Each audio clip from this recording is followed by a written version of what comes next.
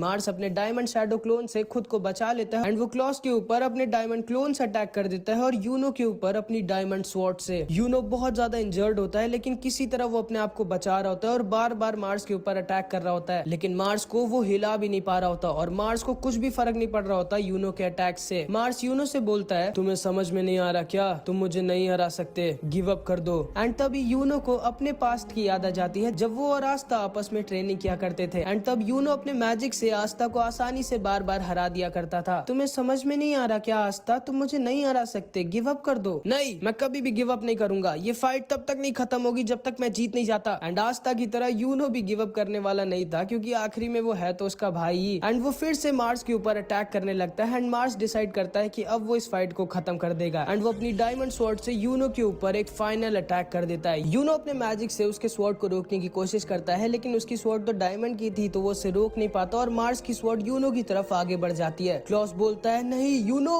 And Mars की sword Uno को बस खत्म करने वाली होती है लेकिन तभी वहाँ पर फिर से हमारा आस्था आ जाता है एंड आस्था अपनी स्वॉर्ड से मार्स की स्वॉर्ड को बीच से काट देता है। क्लॉस देखकर डर जाता है कि आखिर जिस स्वॉर्ड को यूनो तक अपने मैजिक से नहीं काट पाया उसको इस लड़के ने कैसे काट दिया। आस्था मार्स से बोलता है, मेरे भाई से दूर रहना। मार्स भी एकदम शॉक्ड रह जाता है कि आखिर कौन है ये लड़का, क्योंकि जिंदगी में पहली बार किसी ने मार्स की स्वॉर्ड को बीच से काटा था। एंड यूनो भी आस्था को देखता है और सोचता है कि आखिर कितना स्ट्रॉन्ग हो गया है आस्था एंड अब वो बचपन वाला वो वीक आस्था नहीं रह गया है। मिमोसा और क्लॉस भी आस्था को देखकर एकदम दंग रह जाते हैं। अबे ओए गधे, क्या कर रहा है तू, ऐसे बनेगा विज़र्ड किंग? अभी मैं ना आया होता तो गए थे तुम। चुप रहो, मैं बस हराने वाला था उसे। हराने वाले थे कि मरने वाले थे?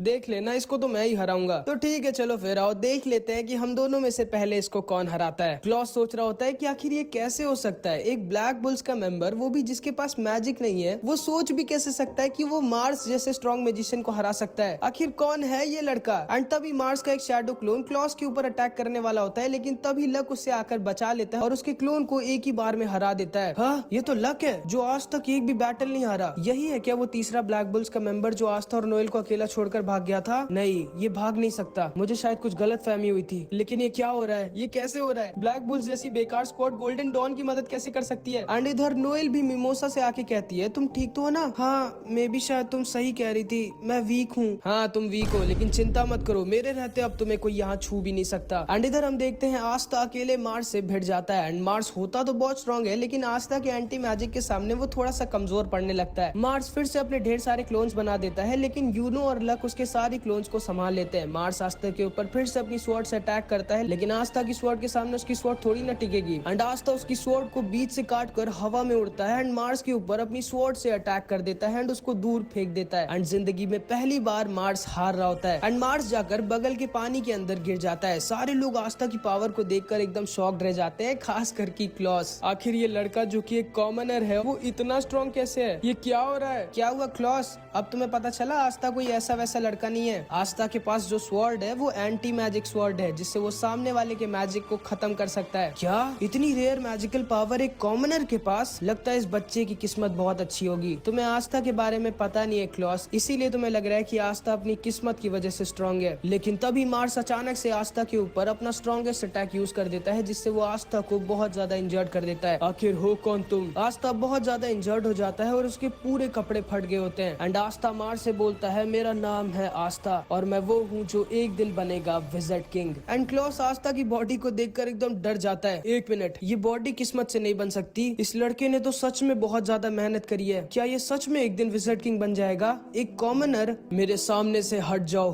तुम कुछ भी नहीं हो, तुम एक छोटे पत्थर हो मेरे सामने। एंड ये कह के मार्स आस्था के ऊपर अटैक कर देता है। आस्था बोलता है, हाँ माना कि मैं एक छोटा सा पत्थर हूँ लेकिन मैं वो पत्थर हूँ जो एक डायमंड को भी तोड़ सकता है। एंड आस्था भी मार्स के ऊपर अटैक कर देता है एंड मार्स होता तो बहुत ज्यादा स्ट्रॉन्ग है एंड उसमें बहुत ज्यादा मैजिकल पावर भी होती है लेकिन वो आस्था के सामने टिक ही नहीं सकता क्योंकि आस्था तो मैजिक को खत्म कर सकता है चाहे मैजिक कितना ही स्ट्रॉन्ग क्यों ना हो। एंड आस्था एक अटैक में मार्स की डायमंड बॉडी को तोड़ देता है एंड मार्स दूर जाकर गिर जाता है और वहीं पर बेहोश हो जाता है एंड आस्था को लगता है कि वो उस फाइट को जीत गया है। उसके बाद क्लॉस अपने मैजिक से मार्स को बंदी बना लेता है। तुम्हें सच में लगता है ना कि तुम्हारा मैजिक इसको पकड़ कर रख पाएगा? और नहीं तो क्या, मेरी मैजिकल पावर पे शक मत करो लड़के, मैं एक नोबल फैमिली का हूँ और इसको देखो ये इतना ज्यादा इंजर्ड है। तुम्हें लगता है कि ये मेरा मैजिक प्रिजन तोड़ पाएगा? और मेरे पास इसकी ग्रिमवॉर भी है तो ये नहीं निकल सकता मेरे मैजिक से। ठीक है समझ गया। आस्था, हाँ जल्दी से उन कपड़ों का कुछ करो। एक मिनट, कपड़े तो मेरे फटे हैं, तुम क्यों शर्मा रही हो? चुप चुप रहो और अपने कपड़े ठीक करवाओ जल्दी। ठीक है, तो गोल्डन डॉन अपने मिशन में सक्सेसफुल हुई और हम ब्लैक बुल से जीत गए क्योंकि हम पहले ट्रेजर के पास पहुंचे थे। पागल हो गया तुम? मैं ना होता तो अभी तुम लोग ट्रेजर के पास नहीं भगवान के पास पहुंच जाते। चुप रहो लड़के, तमीज से बात करो मेरे से। मेरा नाम है क्लॉस और मैं गोल्डन डॉन का ये हम जीत गए। ब्लैक बुल्स जीत गई। मेरी बात बीच में मत काटो। ब्लैक बुल्स जीत गई। मैंने कहा मेरी बात बीच में मत काटो। ब्लैक बुल्स जीत गई। गोल्डन डॉन जीती है, ब्लैक बुल्स जीती है। नहीं, golden dawn, black bulls. And इसी बात पे इन दोनों की फिर से लड़ाई हो जाती है। तभी लक सबसे बोलता है ये गेट तो बहुत ही ज्यादा स्ट्रॉन्ग मैजिकल पावर का बना हुआ है, आस्था तुम ही इसको बीच से काट सकते हो। जिसपे क्लॉस बोलता है जैसे ये लड़का अकेले इतने स्ट्रॉन्ग मैजिकल गेट को तोड़ पाएगा। एंड आस्था 1 सेकंड में अपनी स्वॉर्ड से उस मैजिकल गेट को बीच से काट देता है एंड क्लॉस का एकदम मुंह बन जाता है। एंड फिर ये सारे लोग अंदर घुस जाते हैं और अंदर होता है बहुत सारा खजाना। एंड आस्था इतना सारा सोना देखकर पागल हो जाता है। ये सारे लोग भी ट्रेजर को देखने लगते हैं। ये क्या जादू का? ओए लड़के, इस ट्रेजर को मत छुओ। क्यों, ये तुम्हारा है क्या? नहीं, ये क्लोवर किंगडम के लोगों का है। हाँ तो मैं भी तो क्लोवर किंगडम का ही हूँ। ढक्कन ढक्कन किसको बोला तुमने? एंड तभी यूनो को एक मैजिकल स्क्रॉल दिखती है एंड यूनो जैसे ही उसको अपने हाथ में खोलता है उस स्क्रॉल में जो भी लिखा था वो गायब हो जाता है और यूनो की ग्रिम वॉर बहुत ज्यादा तेज रोशनी में जलने लगती है। क्लॉस सोच रहा होता है कि आखिर ये दोनों भाई जो कि एक नोबल फैमिली के भी नहीं है, फिर आखिर ये दोनों इतने स्ट्रॉन्ग कैसे हैं? एक के पास 4 लीफ ग्रिम वॉर है और दूसरे के पास इतनी रेयर एंटी मैजिक की पावर है। एंड इसके बाद हम देखते हैं नेरो आस्था को जबरदस्ती एक दीवार के पास लेके जाती है। क्या करूं मैं इस दीवार का? एंड नेरो आस्था को मारने लगती है क्योंकि आस्था समझ नहीं रहा होता कि नेरो से क्या कहना चाह रही थी। लेकिन तभी अचानक से दोबारा से मार्स की ग्रिम वॉर जलने लगती है। लक जोर से चिल्लाता है दरवाजे से दूर हटो तुम लोग, लेकिन बहुत ज्यादा लेट हो चुकी थी। मार्स गेट को तोड़कर अंदर आ जाता है और नोएल के ऊपर अटैक कर देता है और नोएल बहुत ज्यादा इंजर्ड हो जाती है। आस्था नोएल की हालत को देखकर पागल हो जाता है और अपनी ग्रिम वॉर से अपनी तलवार निकालकर मार्स की तरफ भागता है। मार्स की ग्रिम वॉर भी दोबारा से उड़कर उसके पास चली जाती है और मार्स अपने डायमंड मैजिक से इन सब को पकड़ लेता है। आखिर कैसे? ये तो इतना ज्यादा इंजर्ड था, फिर ये होश में कैसे आ गया? एंड तभी क्लॉस देखकर शॉक्ड रह जाता है क्योंकि मार्स के पास फायर हीलिंग मैजिक होता है जिससे वो मिमोसा की तरह अपने आप को हील कर सकता था। नहीं, ये नहीं हो सकता, ये तो इम्पॉसिबल है। एक आदमी के पास एक ही मैजिकल पावर हो सकती है, फिर इसके पास दो मैजिकल पावर कैसे है? एंड आस्था बहुत ज्यादा गुस्से में मार्स की तरफ अपनी तलवार लेकर भागता है। मैं समझ चुका हूँ कि तुम्हारी मैजिकल पावर क्या है। तुम किसी के भी मैजिक को अपनी तलवार से खत्म कर सकते हो, लेकिन क्या तुम अपनी इतनी बड़ी तलवार से इन सारे सुपर फास्ट मैजिक अटैक्स को रोक सकते हो? एंड मार्स आस्था के ऊपर डायमंड ब्लेड से अटैक कर देता है एंड क्योंकि आस्था की तलवार बहुत ज्यादा बड़ी होती है तो उसे अपनी तलवार से मार्स के सारे अटैक्स को रोकने में दिक्कत होती है। एंड तभी मार्स आस्था के ऊपर एक बहुत ज्यादा स्ट्रॉन्ग अटैक कर देता है एंड आस्था उसी दीवार से जाकर टकरा जाता है जिसे नेरो उसे दिखा रही थी एंड आस्था वहीं पर बेहोश हो जाता है। लक, यूनो और क्लॉस को मार्स अपने मैजिक से पकड़ लिया होता है जिससे वो निकल नहीं पा रहे होते एंड मिमोसा नोएल को हील कर रही होती है और नोएल की हालत बहुत ज्यादा खराब होती है एंड अगर उसको जल्दी हील नहीं किया गया तो नोएल खत्म हो जाएगी। एंड मार्स बोलता है नहीं, मैं तुम्हारी दोस्त को तुम्हें बचाने नहीं दूंगा, तुम सब वीक हो, तुम सबको मैं मार डालूंगा। एंड मार्स मिमोसा और नोएल की तरफ आगे बढ़ता है उन्हें खत्म करने। अब आस्था तो बेहोश हो चुका था और ये तीनों भी हिल नहीं पा रहे होते। अब कौन नोएल को मार्स से बचाएगा ये हम नेक्स्ट पार्ट में देखेंगे। इस पार्ट में इतना ही एंड नेक्स्ट पार्ट में तब अपलोड करूंगा जब इस वीडियो पे 300।